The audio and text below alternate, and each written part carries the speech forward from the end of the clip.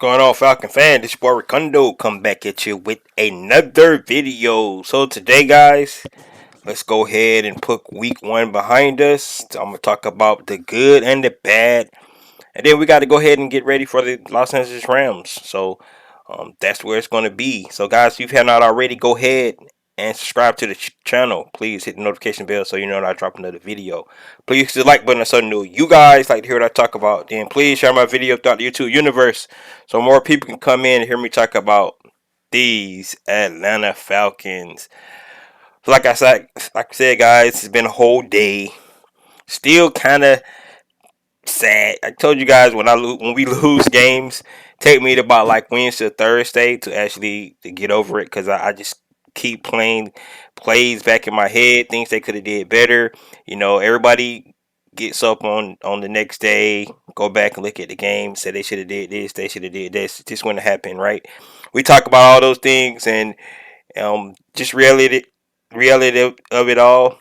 They just didn't make enough plays to win the game. The Saints came out in the fourth quarter and made more plays than the Falcons. That's what it boils down to.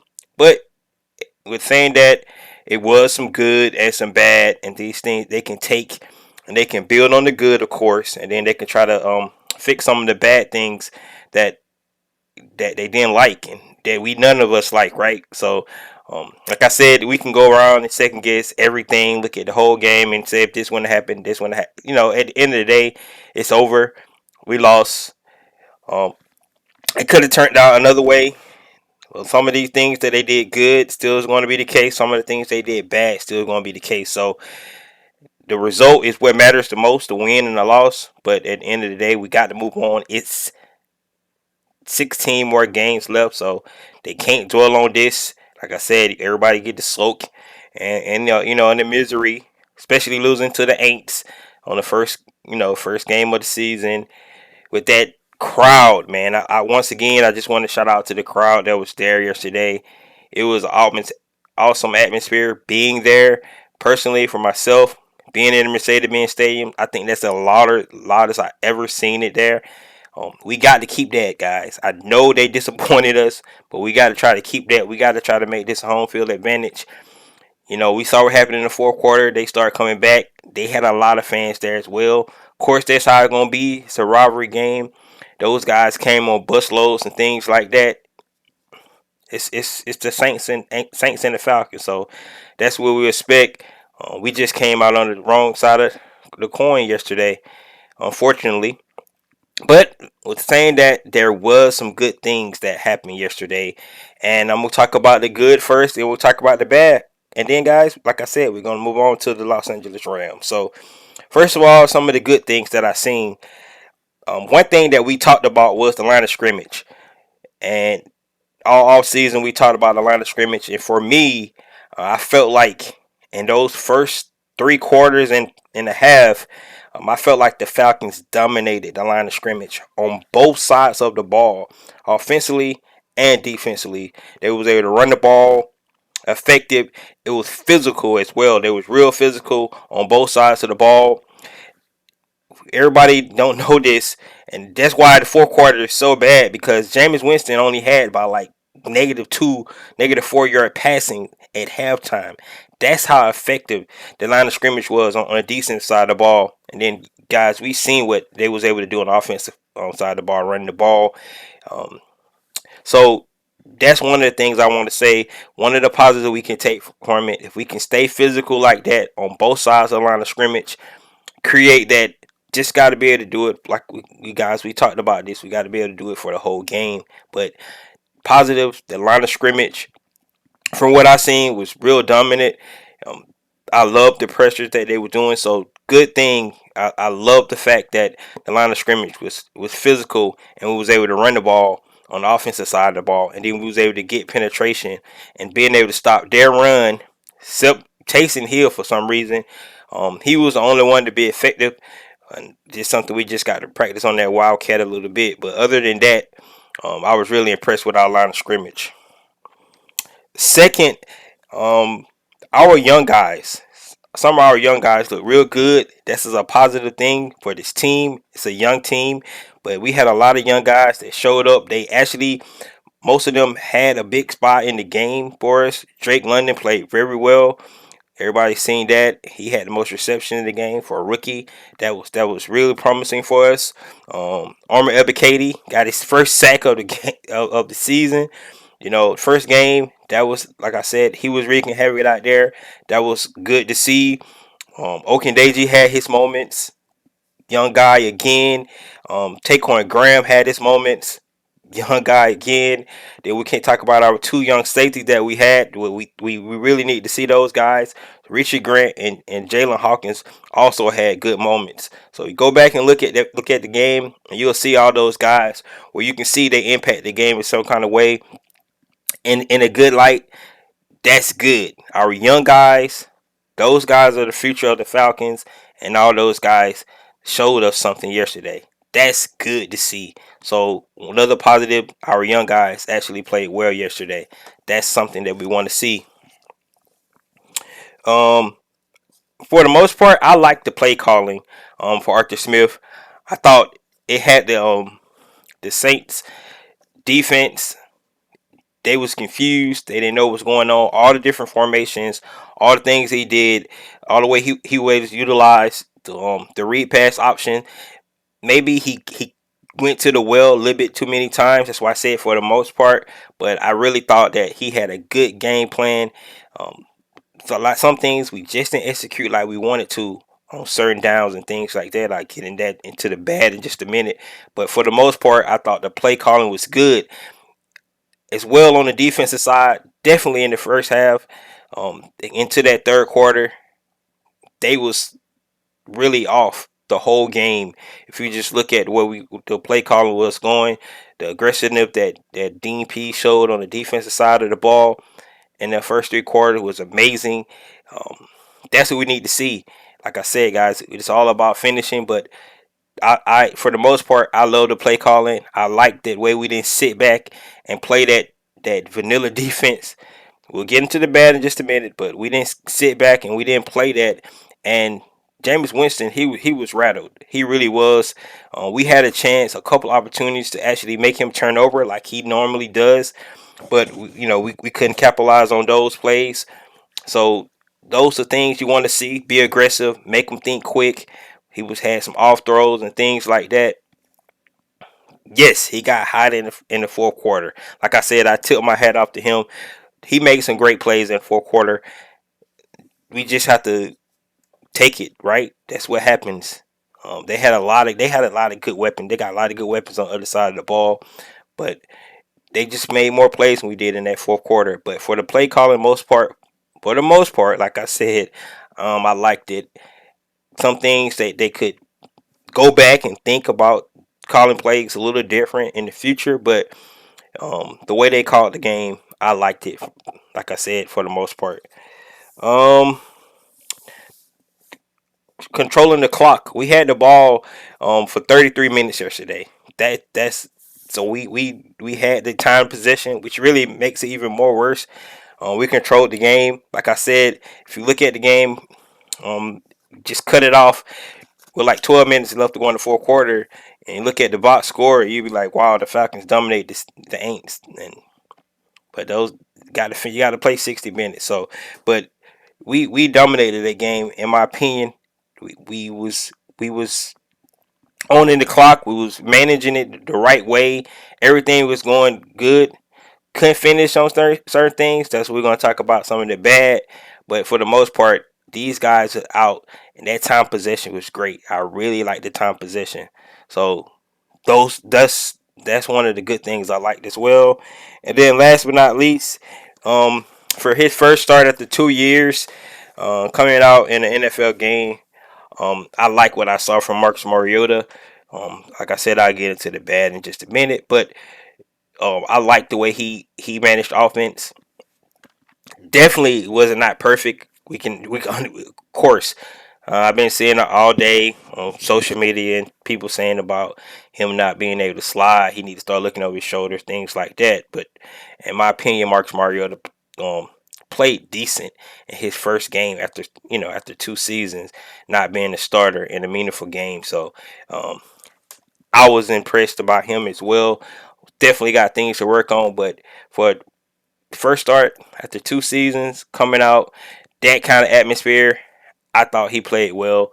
Of course, we're going to talk about some of the things that he definitely need to work on, but I really like the way he played that first game, and that's something you can build on, right?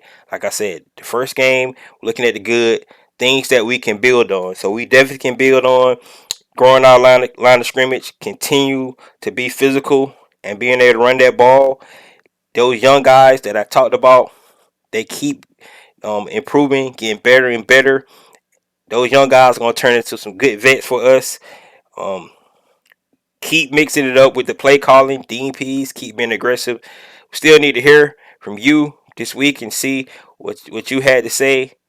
Um, Arthur Smith, good game plan, good play calling. We'll talk about some things in a minute though that was bad. Um, I love the idea, the mindset of trying to control the clock, and then once again, Marcus Mariota coming out doing his thing in his first start over 2 years. Those are the good things, I think, things that we definitely can build on moving forward, and that's what we got to do.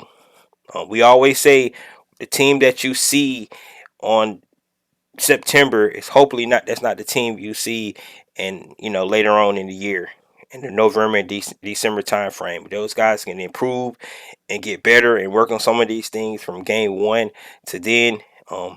We'll definitely be where we want to be. So that's the mindset these guys got to have. Yes, it's like I said, heartbreaking for us. A lot of us still feeling bad, myself included. But it's time to go ahead and move on. But those are some of the good things that I definitely saw and that I like. I would love to hear you guys' thoughts on those and some other things that you might have seen from the good. All right, let's get into the bad. Right, always some bad, and these are things we definitely. I think they are correctable. So we can just we can just already see that if we can correct some of these things, the outcomes would have been different yesterday, and we all would have been a little bit more happier today. The first thing I want to talk about is just the 48-man roster that came out, the inactives. I don't like the fact that D'Angelo Malone didn't play yesterday, and Tyler Algier. He mentioned at his press conference. Like I said, these coaches, they make decisions. They have to live with decisions they make. All right. Obviously, I don't think it was a good decision not to play those two young guys. I think they could have definitely helped in the game yesterday, especially the motor of a guy like D'Angelo Malone. He needs the reps. He needs to be out there playing. Tyler Algier, we saw what happened when Damian Williams went down. Maybe on that 1 yard run that we couldn't get, we could have used a big back like Tyler Algier. Cordell Patterson was, running the ball a lot, real physical. Might needed a break, and maybe if we had another back there, another big back, bruising back there, it definitely would have helped us. So can't go back and fix it. He was inactive last week, but in my opinion, both of those guys don't need to be inactive. He mentioned he wanted to have more beef on the defensive line and tight end package, where we had a couple of guys that didn't even get in the game. Felipe Franks, Jared Barnhart, those guys didn't play. Hindsight 2020, like I said, we could play Monday morning quarterback about those things, but um, to his point, if a receiver went down, we definitely wouldn't have had to put another guy in. Um, Felipe Franks didn't play. I think he was out there one time, but I don't even know if they ran a play with him in the game. So that's definitely something that they definitely can look at, the inactives, how they manage that. You can only have 48. So, and like he said, it's really just 45, right? Because you got to have three guys for special teams. That's the kicker, the punter, and the holder. So, I mean, the long snapper. So they got to figure out how they're going to dictate who's going to be in and who's going to be out in the active days. Um, Number two, Kyle Pitts. Kyle Pitts is definitely one of the things that he has to be more involved. He got targeted 7 times on the 2 receptions. I think that's Marcus Mariota fault a little bit. Um, got to be able to connect on some of those targets for Kyle Pitts. he has to be explosive. Uh, that guy with a weapon like that, in my opinion, they just need to take shots. Want to take a couple of shots a game with Kyle Pitts. He's that type of weapon. If you line him out they're gonna probably put a linebacker or a cornerback out there on him anyway. Um, that's a mismatch. You have to take shots with Kyle Pitts. I thought they didn't take enough with him. Took a couple with Illuminates kids, but Kyle Pitts has got to be one of your key factors on this offense. Right? Drake was good, Cardell was good, Kyle Pitts definitely got to be good as well. And if you're gonna have Brian Edwards out there, he has to be a factor as well. He had no reception yesterday, so if one of the bad things I got to see, yes, we was running the ball a lot, 220 yards. I mean 201 yards, but at the same time, if we can't get our one of our main targets in the game, our one of our receivers that we traded for to actually get a reception in the game, I don't think things like that. That's why I said for the most part, you got to be able to get those guys involved. Um, I think that goes on the quarterback and the play calling as well. Um, the big thing, the reason probably why we lost the game, the turnovers, of course. A lot of people said Marcus Mariota should get down. Not disagreeing with you guys on that.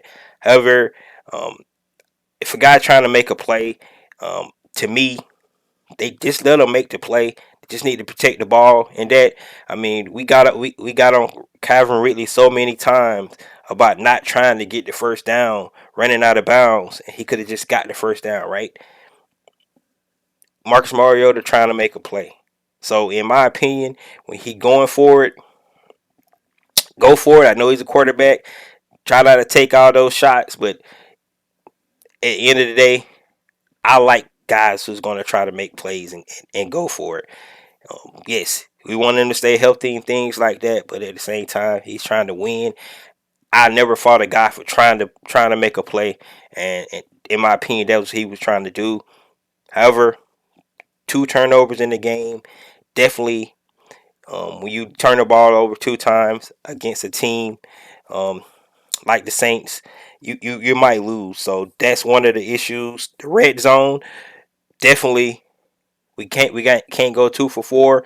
One of those red zones was the turnover from Marcus Mariota, and then we had a penalty that kicked us out of potential going into the end zone as well. So um, those three factors really hurt us in this game. The two turnovers that we had, the penalties in the red zone, and then come away with field goals. So that's definitely what those we can work on those. We got to fix those woes. People keep, trying to hark back. So that's the Falcons, the Falcons, the Falcons. God, this is a different team. Yes, you can go back to like some of the same issues, but this is a different team. So that's something to build on moving forward. Hopefully they can get it in. The next thing is situational football. Um, like I said, and when you talk about situational football, all you can do is look at the outcome and then try to say what you would have did different or what a you know question what the call was made. Right. That's really what it boils down to. That's that's just how it boils down. A lot of people say they should have went for it on fourth down. At the time, I agreed with the punt, and I'm gonna tell you why I agreed with the punt, because at some point your defense got to make a play. That's why. Was I scared and nervous? I wish they would have went for it. Probably so, but at the same time, I'd rather for them to have to drive the ball instead of getting the ball right there at that point, because a couple first downs, they've been in field goal range anyway. So I agree with the decision to go for it. Like I said, now knowing that what happened, the botch snapped on third down, things like that. I guess I can understand why people feeling the way they feel about. Like I said, you can second guess it now because the outcome, but at the time, my opinion, honestly, I thought it was a good decision to go, even though our defense looked like it was starting to break a little bit. But at some point, guys, these guys, our defense got to stand up and make a play, and that's what I wanted to see yesterday. Honestly, I wanted to see the defense stop the Aints, and shut them down. Unfortunately, they couldn't do that. Like I said, I think he just got completely hot in that fourth quarter.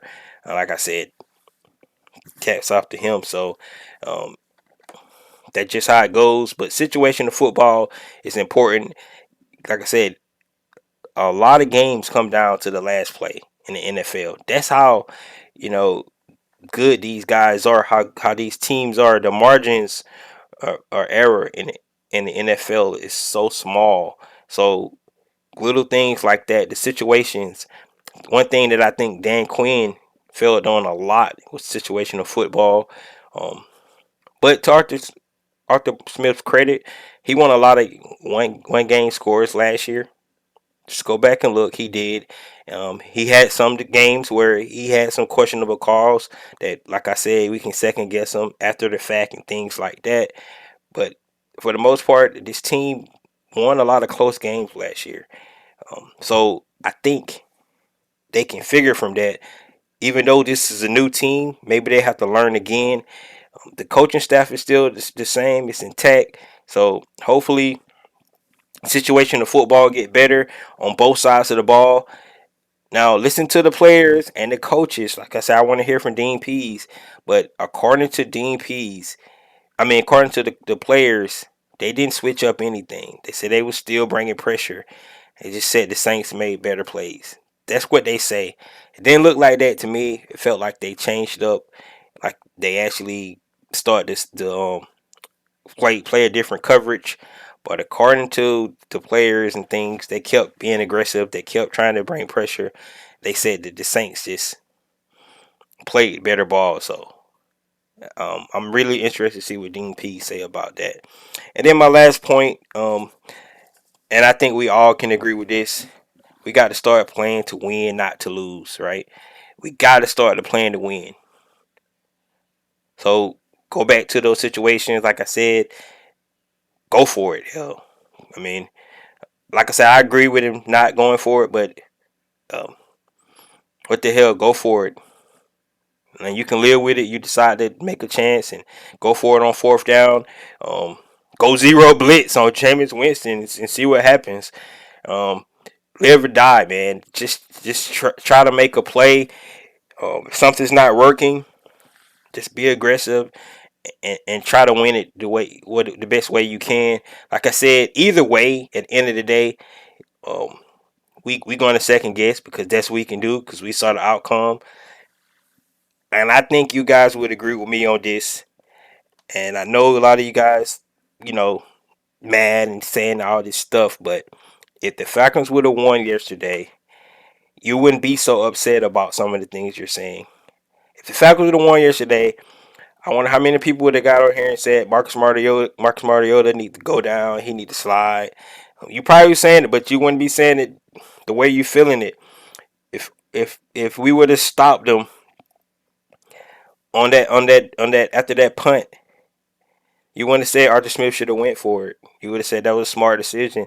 Put it back in the defense hands. Like I said, guys, we can second guess all these things at the end of the day, but the really thing what boils down to the outcome, we lost. So we're gonna look at and scrutinize everything that happened yesterday, and that's why this video was about the good and the bad, right? Because win or lose, it was good and it was bad, right?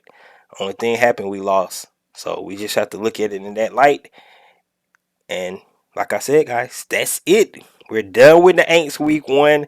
Let's go ahead and just get into looking at these Los Angeles Rams and see how we can actually try to over there and get us a win against those guys. Everybody's already probably putting the L in the checkbox for the Falcons on that. Remember, I myself included, I picked them to lose this game. However, from what I seen on Sunday And just like everybody's saying that the Los Angeles Rams gonna be pissed because they got embarrassed on national TV, I can say the same thing about the Falcons.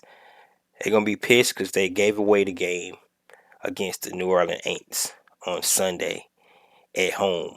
So um, wash away this game, fix the things you need to fix, improve on the things that you liked, and get better. And that's it, guys. Let me know what you think. This is your boy Ricondo coming back at you with another video. Peace.